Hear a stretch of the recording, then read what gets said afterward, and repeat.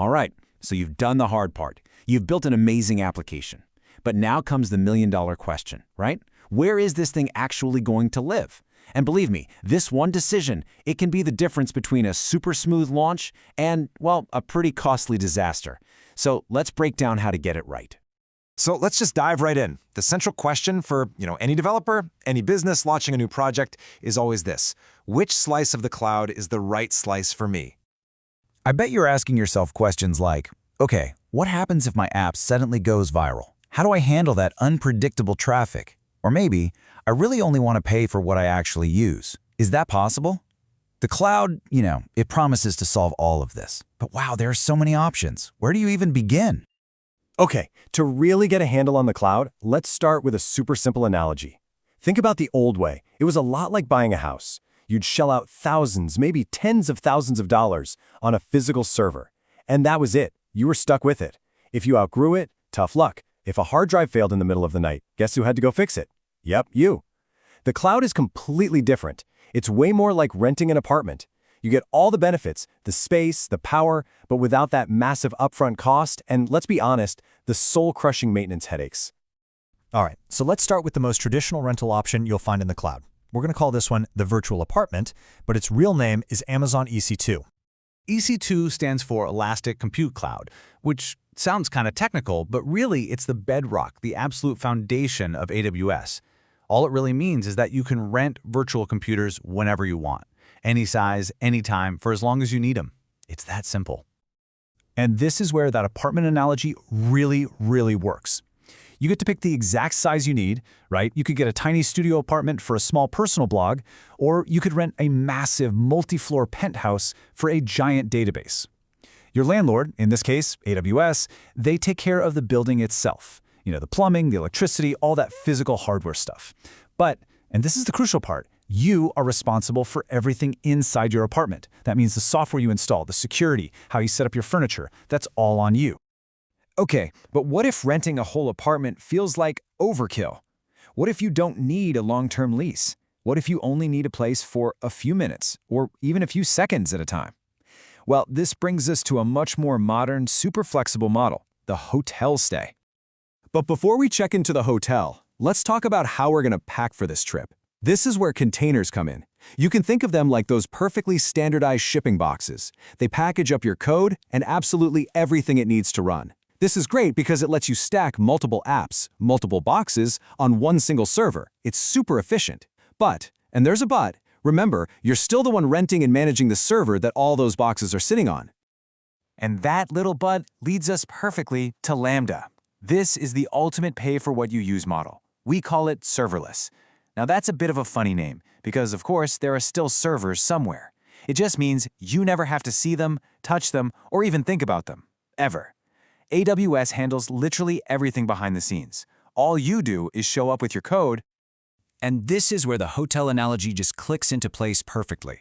With Lambda, there's no lease. You are only billed for the tiny little slice of time, we're talking milliseconds, that your code is actually running. The hotel staff, which is AWS, handles all the cleaning, all the maintenance, everything. And here's the absolute best part. The hotel can instantly scale from 0 guests to millions of guests. I mean, imagine that. You can go from no one using your app to a massive traffic spike, and it just works. No drama. Okay, so we've got two great options on the table. We've got the long-term apartment rental with EC2, and we've got the super flexible, pay-by-the-minute hotel stay with Lambda. So, how on earth do you choose between them?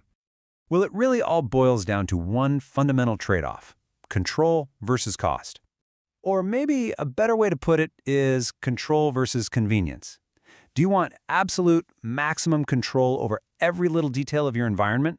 Or do you want to just offload all that management work and only pay for the exact milliseconds you use? This chart here really lays it all out. Look at EC2, our apartment. You get full control, 100%, but you also get 100% of the management burden. Now look at Lambda, our hotel. You give up a lot of that fine-grained control, but in return, you get automatic management and scaling. The pricing tells the same story, right? You pay by the hour for the apartment, whether you're using it or not, but for the hotel room, you only pay per request when someone actually shows up. And making the wrong choice here isn't just a little inefficient. it can be, well, catastrophic for your business. Let's walk through a classic mistake to really see why getting this decision right is so incredibly important. Okay, picture this. You run an e-commerce website. You have spent months and months preparing for the single biggest sales day of the entire year, Black Friday. On a normal day, your single server, your one little apartment, is just humming along, handling maybe 100 users with no problem.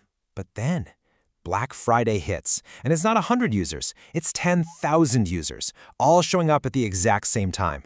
Your server CPU just redlines, hits 100%, and poof, the entire website crashes. You are now losing thousands of dollars every single minute it's down. So what's the fix? The solution is to have a system that can actually react to demand in real time. Imagine a building that can just magically add more apartments whenever the party gets a little too crowded. This amazing concept is called auto-scaling. And the logic behind it is just beautifully simple. Step 1, you keep an eye on the traffic. Step 2, if the servers start to get really busy, you just automatically add more of them into the mix. And step 3, and this part is just as important, when the party's over and the traffic dies down, you automatically get rid of those extra servers, so you're not paying for empty rooms. Makes sense, right? And the result? Well, first, your website actually stays online during those massive spikes, which keeps your customers happy. And second, you only pay for that extra horsepower exactly when you need it, which keeps your finance team very happy. It's truly the best of both worlds. Okay, so let's try and wrap all this up into a simple, actionable playbook that you can actually use for your own projects. Think of this chart as your cheat sheet. If you need absolute total control over the operating system, maybe for an old legacy app or some long-running task, then you're going to choose EC2. That's your virtual apartment. If you just have short little tasks that fire off when something happens, you're going to choose Lambda, your hotel room. Now, remember those shipping box containers we talked about? If you're using those, a service called Fargate is amazing. It basically manages all the boxes for you without you ever needing to think about a server. And finally, if you're building a huge, really complex system, think of Kubernetes as the master city planner, orchestrating all the traffic and all the buildings across your entire cloud city. So, I'll leave you with this one final thought to chew on. Let's say your app needs to go from 10 users to 10 times million users. You've seen the options now, right? You've got the total control of the apartment versus the absolutely effortless, massive scale of the hotel. So which tool are you going to choose to make sure you can grow without crashing and burning? The choice is yours.